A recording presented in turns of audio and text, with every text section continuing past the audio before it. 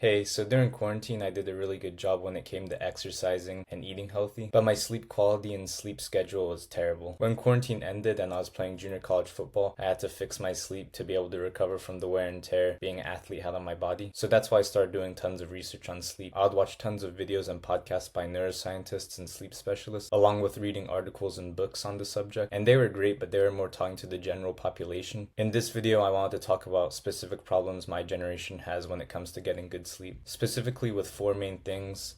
And with every problem, I'm going to give you resources for solutions. And I'll link the resources to the solutions in the description below. So the first problem is not going on a simulated hunt. For those of you that don't know, a simulated hunt is what Liver King would call a workout. He's someone that advocated that humans live a little bit more like how they used to be healthier. Even though we were cavemen 2 million years ago, we still carry along a lot of the same instincts. And one of those instincts is that we don't feel like we've done anything that day if we haven't hunted, because it feels like we haven't brought food back to the tribe and we just haven't done our duties for the day. Personally, the days I don't work out or at least go on a light walk, I find it very hard to sleep that night. Of course, this is somewhat theoretical, but even if you don't believe in it, there's still tons and tons of studies that explain that when you work out, you sleep better. Again, this is just my interpretation and many other people's interpretation of why. But the solution to this is just go on a simulated hunt. Something that the BJJ Fanatics guy Bernardo Ferreira does when he doesn't have time to go to the gym is just 50 push-ups and 50 squats. If you really want to be like a caveman, I actually have a video on how to get big and strong with a rock, which I'll put in the description below, along with another video which is best resources for bodybuilding. If you do plan on starting a bodybuilding journey or already are on one,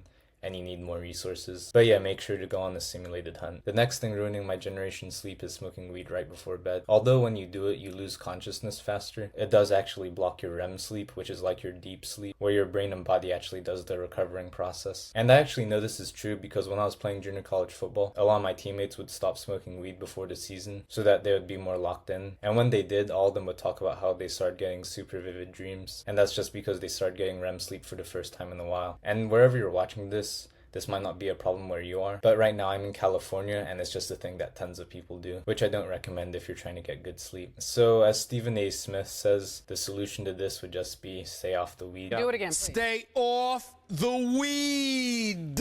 It's stay off the weed.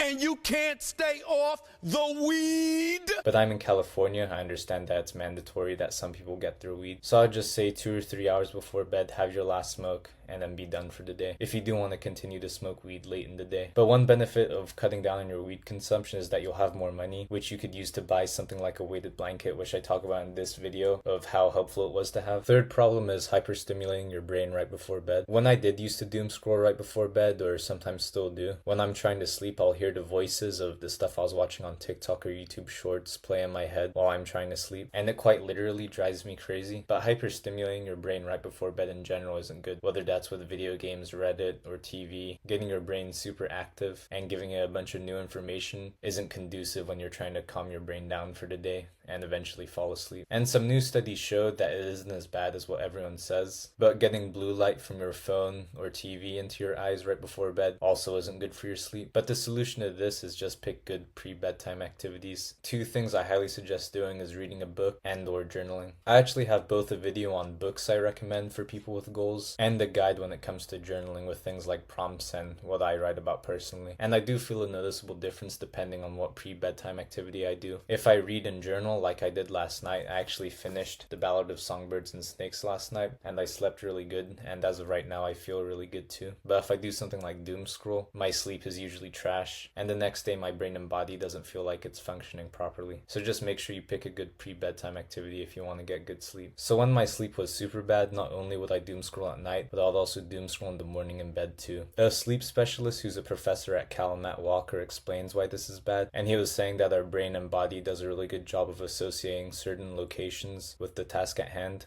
So if you doom scroll a lot during bed, or like I was doing in quarantine too, which was eating and doing homework in bed, whenever I get into bed, my brain and body is like, okay, it's time for doing homework, or okay, it's time for eating, and it puts the mechanisms in place to do that program of activity. And none of the things that I mentioned is what it should be used for, which is sleep. So the solution to this problem is just be at your desk is where you do your homework, at your dining table is where you eat, and your bed is the place which you only use for for sleeping. It took me a while to be able to do this, but now that I have, whenever I get into bed, it's like my brain and body knows it's time for sleep. And I just wanted to give a bonus tip. If you watch Andrew Huberman, something he always talks about is how exposing yourself to sunlight is really good for your health, and in regards to this video, really good for your sleep too. So yeah, my last tip is just to expose yourself to sunlight as much as possible throughout the day. At least 30 minutes is what most people say. But if you don't have time to go on the walk or just step outside for a moment, one thing you can do is just open your window whenever you're inside and let the sunlight shine on you that way. Or what I sometimes do is on the way to school or on the way to the gym, I just open my car window. But just try your best to get sunlight wherever you can. If you're serious about your goals, sleep is something you should be taking care of along with your health overall. And that's something I try to help you with in this channel. I also have another video on overall sleep hygiene which you should check out, which I'll put somewhere here. And make sure to subscribe or leave a comment if you think there's something I left out. But if you watched all the way to the end, I really appreciate it. I hope these tips help you in some way, shape, or form. But again, thank you for watching, and I'll see you in the next video.